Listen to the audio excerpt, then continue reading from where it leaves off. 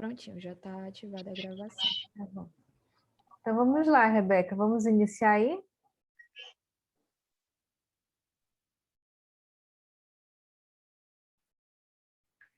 Consegui. Tava tentando ligar o microfone, mas isso aqui não estava aparecendo. Já. Boa noite. Vou apresentar o trabalho, né? E o meu tema é mercado de bens e serviços.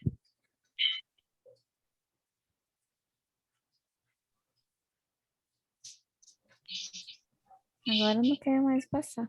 Pronto, passou. O que é mercado de bens e serviços? Tenta responder como se comporta o nível de atividades através da análise de todos os bens produzidos pela economia durante um determinado período de tempo e determina-se o chamado produto nacional. Então, nós podemos ver que o mercado, né, de bens e serviços, ele vai muito pelo, já está dizendo, né, pelo mercado, né? Conforme o mercado anda, os bens, os serviços, né? Então, é assim que posso dizer, eles caminham juntos.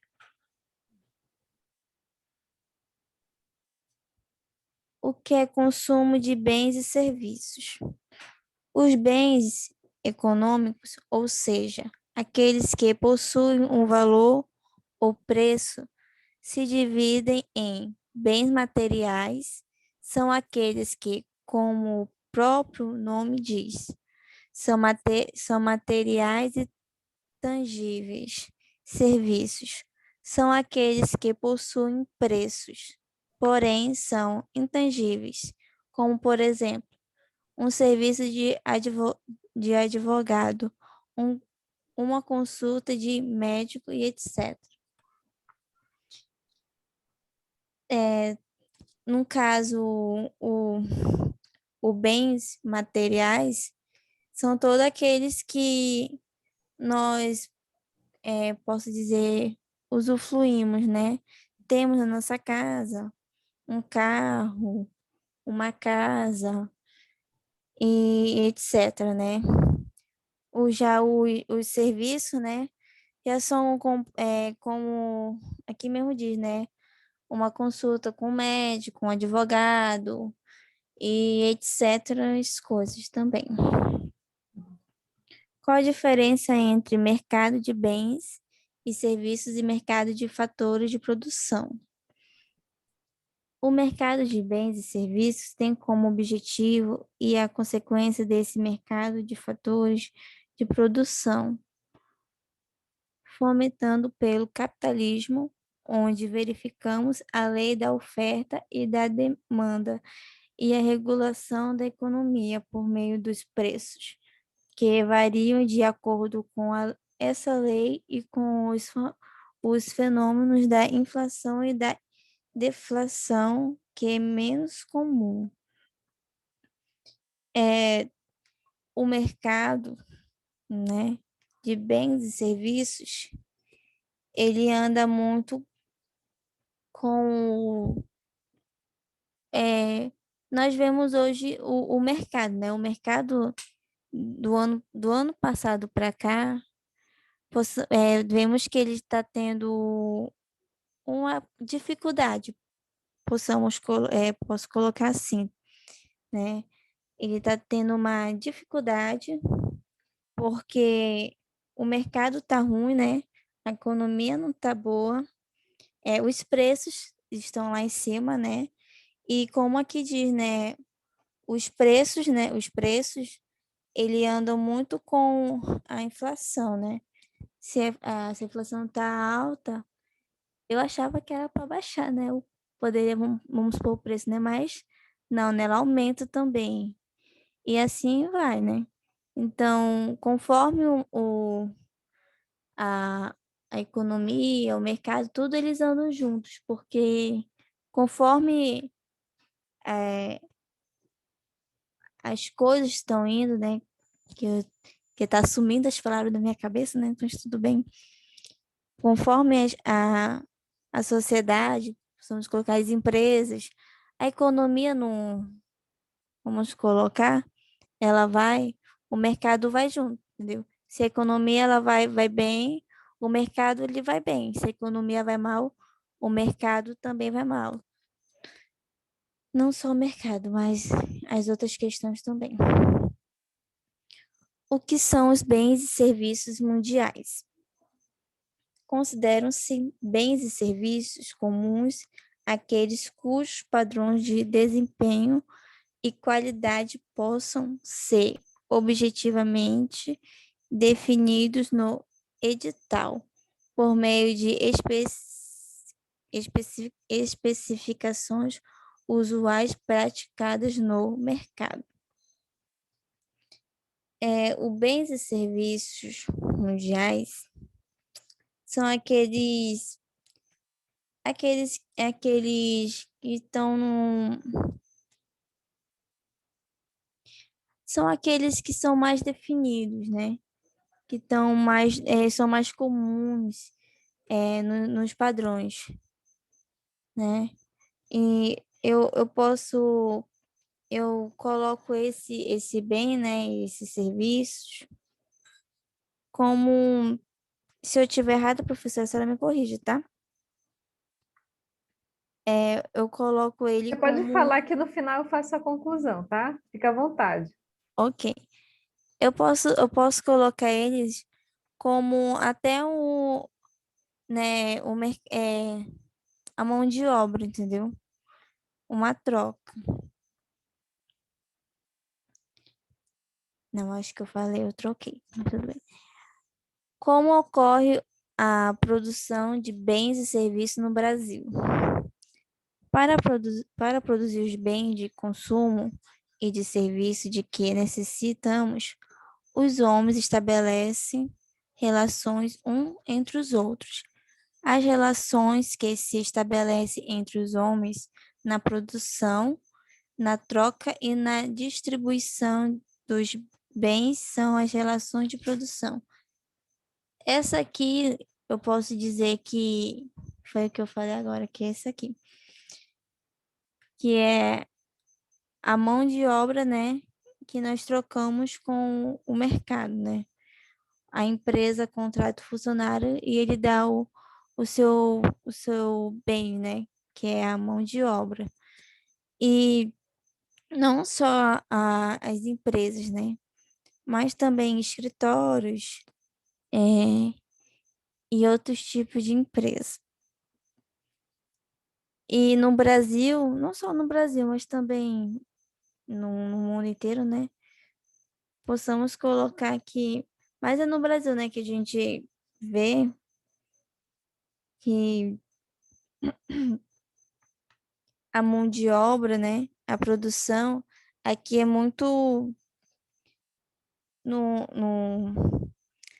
principalmente aqui na Zona Franca, né?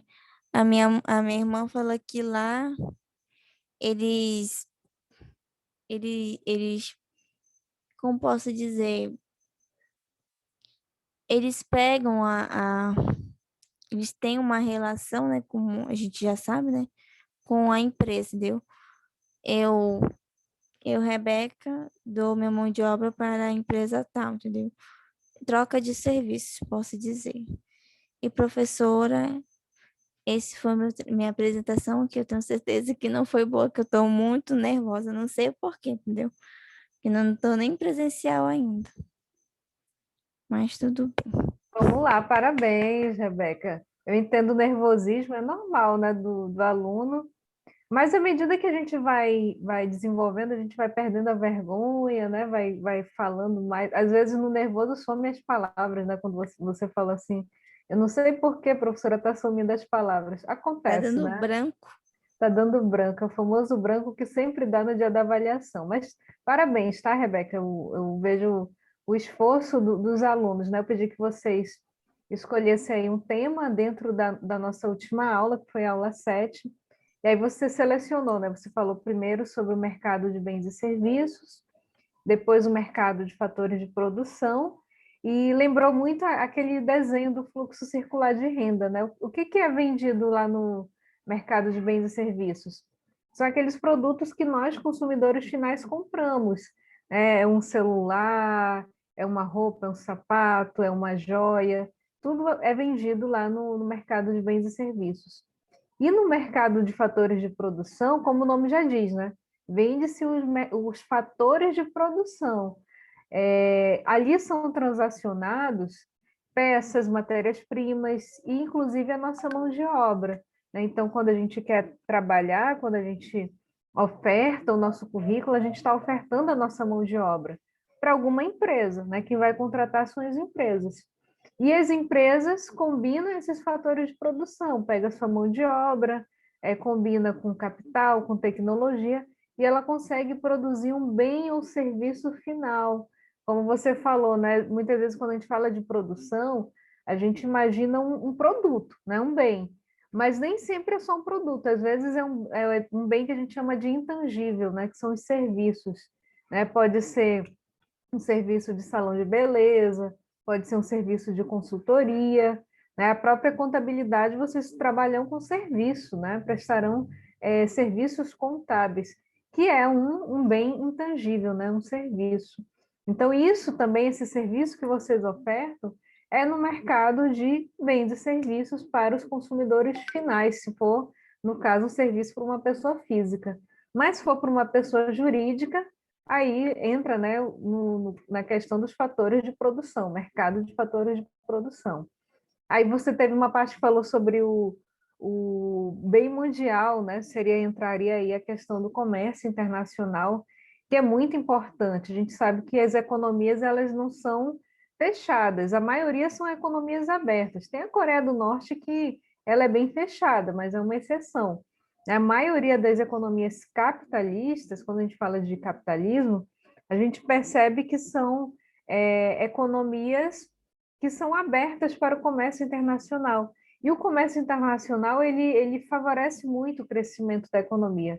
Lembra aquele autor lá, o economista, o Davi Ricardo, né? Ele ficou famoso lá dentre os clássicos porque ele escreveu uma teoria das vantagens comparativas, que é muito utilizada quando a gente estuda o comércio internacional, né? Então, o comércio internacional realmente ele é de extrema importância quando a gente fala de crescimento econômico. Ok, né? Bacana aí o tema que a Rebeca trouxe, ela falou de uma forma geral, o que que é mercado de bens e serviços, o que que é mercado de fatores de produção. Vamos ver agora o Emanuel, né? Emanuel está aí, deixa eu ver. Acho que ele saiu. Ele saiu, ixi, ele saiu, não voltou? Ele caiu. Hoje eu estava vendo na rede social, a Suelen acabou de entrar, Eu estava vendo numa rede social o professor reclamando da quarta série que o aluno, na hora de conectar, né, ele trocou o nome dele e colocou reconnecting, né, em inglês, e 3 pontinhos, que era para o professor achar que ele estava o tempo todo tentando conectar, mas não estava em sala de aula, que era justamente para ele não participar da aula. Mas olha só, Esperto. na quarta série, né, ele teve essa criatividade. Imagina quando ele chegar na faculdade, o que que esse cidadão não vai fazer, né? Olha que eu não tive essa ideia ainda. Olha, não dá ideia, né, professora? Não dá ideia. Mas eu achei incrível, né, essa questão. Vamos lá, pessoal. A Suelen acabou de chegar. Suelen, você chegou a preparar alguma coisa para o seminário? Boa noite, professora. Boa Desculpe, noite. mas eu não pude participar semana passada, eu não estava ciente do seminário. Ah, tudo bem. Então, deixa eu só anotar o nome de vocês para dar presença, pelo menos de hoje, né? A Suelen, a Rebeca. Bom, eu não sei se eu aguardo Emanuel, se Emanuel vai retornar. Suelen, você está ciente das atividades, dos exercícios? Você tem acesso a todos eles? Tenho acesso. Os alunos estavam questionando porque eles não tiveram acesso às atividades 5, 6 e 7. Aí eu quero te perguntar, porque eu estou encaminhando por e-mail, tá? Se você quiser deixar o seu e-mail aqui no chat, eu já te encaminho agora, que pode ser que você não encontre esses exercícios. Tá, vou lhe encaminhar agora meu e-mail. No chat ou no WhatsApp? No chat, aqui Tá. mesmo do Teams. Professora, Sim? já verifiquei com o professor Matheus, já está disponível as atividades e Ah, a é. gente dá entrega. Ah, então beleza. O Matheus já colocou, né, Suela? Então já pode fazer por lá mesmo. Você já tem acesso, né, ao EAD Box? Sim, Você já sim. entrou? Ah, então tranquilo. Mas a data de entrega ficou até quando? Vocês podem me enviar no máximo até quarta-feira que vem, tá? Ok. Porque teve esse probleminha, né? 3 aulas não estavam disponíveis para entrega. Eu vou estender aí esse prazo, tá bom? Tá. Já que o Emanuel caiu, não voltou mais, acho que ele está reconnecting, né, Rebeca? Ele está reconnecting aí na aula.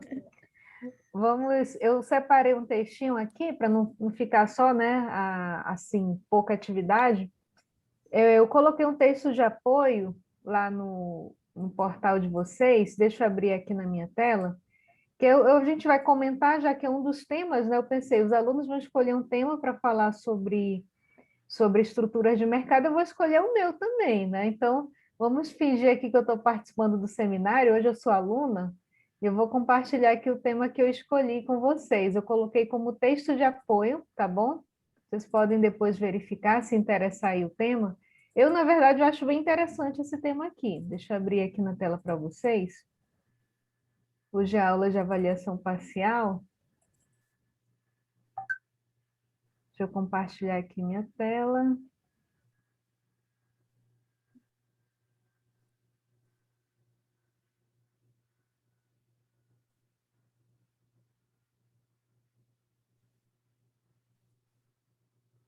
Pronto, vocês estão vendo aí? Está aparecendo, né? O arquivo?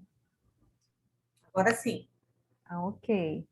Então, olha só, esse texto eu tirei da internet, ele foi aqui embaixo, tem a fonte, né? Um pouquinho comprido, mas eu só vou comentar aqui com vocês as partes principais, né? Tá aqui, foi tirada uma reportagem da revista Exame, e é recente, tá?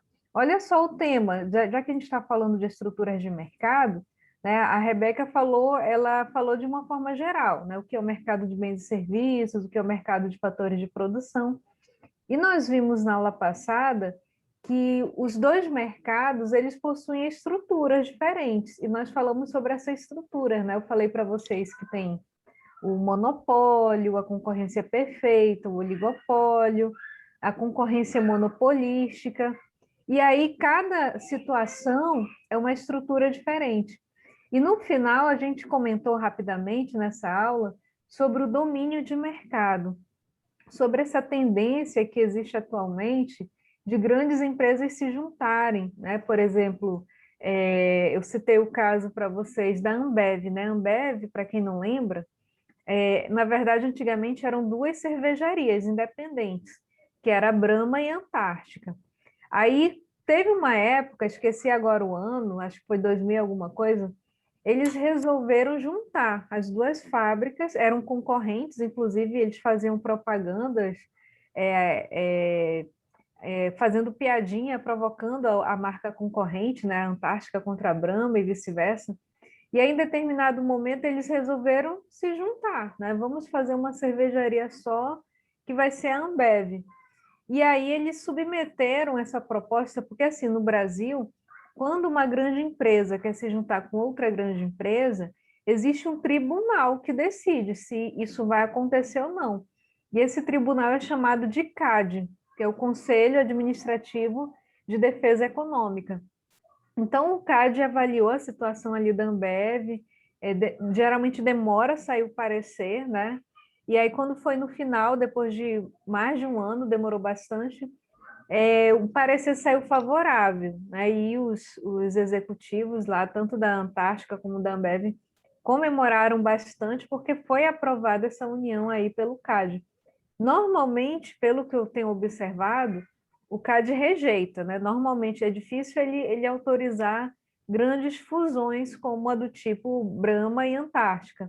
Nesse caso, ele só autorizou, estudando o caso aí da Ambev, porque os fabricantes eles conseguiram comprovar que se essas duas fábricas se unissem, haveria um ganho em produtividade e que aquilo seria bom para os consumidores, né? Então foi por isso que eles conseguiram o parecer favorável. E o CAD, a função dele é verificar se essas grandes fusões vão prejudicar os consumidores, né? Por que o CAD não deixa? A maioria das empresas, grandes empresas, querem se juntar, né? Mas por que ele não deixa? É porque ele observa o mercado. Se ele achar que haverá uma dominação de mercado, ele não autoriza, né? E aí a empresa tem que dar seu jeito. Outro caso também muito famoso foi o da Nestlé com a Garoto, que nós citamos já no final da aula passada. A Nestlé é uma multinacional suíça, ela resolveu, né, comprar a Garoto, que a Garoto era brasileira, em uma indústria menor, uma fábrica menor, e aí, inicialmente, porque o CAD demora muito a dar o seu parecer, né? Elas já estavam atuando juntas há mais de um ano quando o CAD deu o parecer negativo. Disse que não, olha, não dá para vocês trabalharem juntas porque isso vai ser uma dominação de mercado, né? Vai eliminar a concorrência e isso vai ficar ruim para o consumidor. Só que elas já estavam juntas, né? Então o CAD ele determinou que algumas marcas a Nestlé teria que abrir mão, algumas marcas de chocolate, inclusive acho que aquele Sensação, ela teria que abrir mão. Tá uma novela nessa história aí da Nestlé, na verdade ainda continua, parece que ainda não foi resolvido. Mas enfim, quando a gente percebe que grandes empresas estão se juntando, isso pode ser ruim para o consumidor. Para a empresa pode ser até bom, né? Quando ela está crescendo, adquirindo outras empresas. E é isso que a gente observa aqui nessa notícia. Eu separei essa daqui que saiu na revista Exame, que fala de 2020. A gente sabe que 2020, como a Rebeca falou no trabalho dela, né, Rebeca? A gente está em crise, né, por conta da pandemia. É um problema de saúde que acabou afetando muito a economia, não só no Brasil, mas no mundo, né? Porque esse problema de saúde impediu muitas atividades que normalmente aconteciam, atividades econômicas, e foram impedidas. Então, isso acabou atrapalhando aí não só aqui no Brasil, mas no mundo todo. E vejam que mesmo com um mundo em crise em 2020, aqui nós temos nessa notícia grandes empresas que se juntaram com outras no mundo todo, aproveitaram esse momento de crise para crescer, né? Isso é interessante, porque mesmo na crise elas conseguiram crescer. Então aqui diz na notícia, criação de gigantes, relembra as principais fusões e aquisições em 2020. Então aqui ele começa falando que mesmo, né, 2020 tendo sido um ano de crise, a quarentena ela obrigou as empresas a abrir novos horizontes, né? Então, o próprio crescimento foi um resultado dessas empresas buscarem alternativas, né? Então, já que aquele setor que ela atuava deu problema, ela acabou partindo para um outro setor e fazendo aquisições. Então, aqui essa notícia fala das várias aquisições que aconteceram, consolidação de startups, né? São novas empresas aí que surgiram no mercado também. Então, é bem interessante, depois vocês podem baixar esse texto, que está disponível lá no portal para vocês. Aí ele fala de uma por uma, né? Ele fala aqui do Grupo Notre Dame, que vende planos de saúde, né? Ele realizou 12 aquisições no ano de 2020, né? Cresceu bastante, comprou bastante empresas. A empresa nasceu em São Paulo, né? E um estado onde tem a maior presença e tem focado sua expansão principalmente em Minas Gerais e na região sul do país. Aí você pode estar perguntando, professora, mas não é proibido juntar empresa com empresa? Depende do porte, tá? O CAD ele faz análise, depende do porte dessas aquisições. Se forem duas empresas de grande porte, aí passa pelo CAD. E também tem um tipo de transação que ocorre que nós chamamos de holding, né? O CAD ele analisa mais fusões que elas estão caracterizadas como trusts. Trusts é quando duas empresas do mesmo setor, às vezes até em setor diferente, se juntam, mas são duas empresas grandes. E a holding é quando uma empresa grande é criada para administrar outras, né? Então, a holding, ela acaba adquirindo um grande poder, porque ela é criada só para administrar ou várias outras empresas, né? Inclusive, uma holding muito famosa no Brasil, por exemplo, que acho que com certeza vocês conhecem, é do Grupo Silvio Santos. O Silvio Santos, ele é considerado dono de uma holding. Por quê? Ele é dono do Baú da Felicidade, né, do SBT, do Banco Pan-Americano, que mais? Ele é dono da Jequiti, né, que é uma indústria de cosméticos, ele também tem um hotel, então isso já caracteriza uma holding. Às vezes, essas empresas, elas podem ser do mesmo setor, né? Às vezes não, como é o caso do Grupo Silvio Santos. Como ele é dono dessas várias empresas em setores diferentes, né, nós dizemos que isso já é uma holding. Então, aqui, dentre os casos citados de crescimento dessas empresas, Grupo Notre Dame, que nós não conhecemos, mas lá para o sul e sudeste ele é muito conhecido. Magazine Luiza, essa com certeza vocês já ouviram falar, né? Inclusive quando falam aí de privatização dos Correios, né? Eu já ouvi dizer que esse grupo aqui, Magazine, ele já está de olho, né? Se caso for privatizado, já está de olho em assumir um serviço tipo do Correios, tá? Então a Magazine Luiza, ela também aproveitou esse momento aí de crise e, na verdade, eles devem ter conseguido ganhar muito dinheiro com a crise, né? Porque trabalham com vendas online. Então, antes de chegar a crise, eles já viviam num ritmo de vendas online, já tinham know-how, né, de como fazer uma venda online. E com a pandemia, com certeza só aumentou aí o volume de vendas, né? Isso eu imagino que deve ter acontecido na Magazine Luiza. Local Web também, né? Outras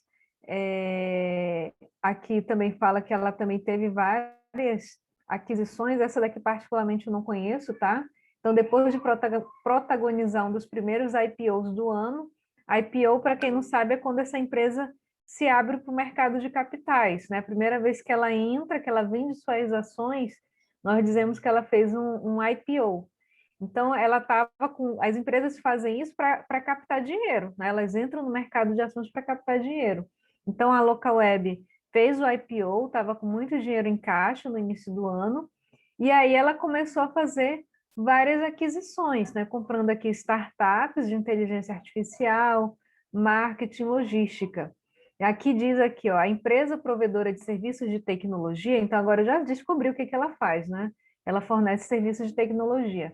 Desembolsou 22 milhões de reais para comprar a empresa Social Miner, especializado em tecnologias de inteligência artificial e Big Data, para impulsionar varejistas na venda de produtos e serviços pela internet em setembro, né? Então, aqui foram várias aquisições aqui por essa empresa chamada Localweb.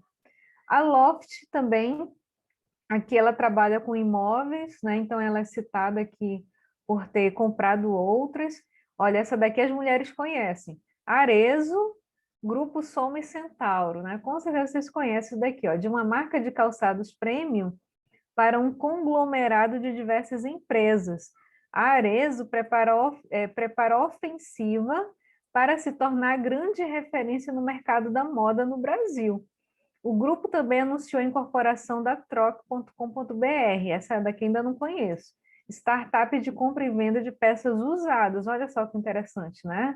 Foi o primeiro negócio do fundo de investimentos Venture Capital do grupo Arezzo, que será responsável pela busca e captação de novas startups em diversos segmentos, né? Então, o Grupo Arezzo, tenho certeza que vocês conhecem. Aqui fala da Azul e Tio Flex, companhias aéreas. O Nubank também já é bem famoso, né? Então, aqui fala que ele comprou 2 empresas nesse texto. OLX e Grupo Zap se uniram. OLX, tenho certeza que vocês conhecem também, né? O Zap, se eu não me engano, ele está mais ligado a aluguéis, né, de imóveis, coisa do tipo. E o OLX é vendas, né, compra e venda aí na internet, de artigos usados, inclusive. Hypera, esse eu não conheço, mas parece que é da indústria farmacêutica. A e o Willis Towers também está sendo citado aqui. Dentre várias outras, está inclusive aqui cita Uber, né? O Uber também fez aquisições durante aí a pandemia. Deixa eu ver algumas aqui. Startups para pets, olha só, uma área que está muito em crescimento, né? Todo mundo tem um pet, quase todo mundo, né? Se não tem, um dia vai ter. E as pessoas estão deixando de ter filho para ter pet hoje em dia. Então, esse segmento aqui de mercado está crescendo bastante, né? Se você for parar para pensar, a última vez que eu fui em Brasília, eu fiquei assim envergonhada, porque eu fui no shopping em Brasília, lá a gente sabe que a renda per capita ali é muito alta, né? As pessoas ganham muito dinheiro, a maioria, né? Não vou dizer que toda a população tem mais dinheiro, mas tem muita gente que ganha muito bem lá em Brasília. E eu fiquei envergonhada, não sei se vocês conhecem Brasília, que eu fui no shopping e eu vi que tinha um parquinho de diversões para cachorro. Eu fiquei assim, meu Deus, quando eu vou passear com meu filho, eu fico ali monitorando quais brinquedos que ele vai, né? Eu fico ali controlando, e a pessoa simplesmente chega aqui no shopping, deixa o cachorro aqui à vontade, né? A pessoa vai fazer compras e quando volta só faz pagar a conta, né? Lá no parquinho do cachorro. Fiquei assim, nossa, impressionado. Então, realmente é um segmento que cresce bastante nessa área aí dos pets. Stefanini, eu não conheço esse daqui, mas tem a ver aqui com caixas eletrônicos, serviços financeiros, né? O que mais aqui que a gente pode citar? E aqui, por último, ele fala do grupo Hyundai, né? Também é conhecido muito na área da tecnologia, que ele fala que cita, né, que foi também um grupo aí que fez aquisições durante o ano de 2020. Né? Então é interessante, né, inclusive, na verdade, essas aquisições, esses grandes grupos aí crescendo, comprando menores, é uma tendência do capitalismo, tá? A gente não sabe onde isso vai dar.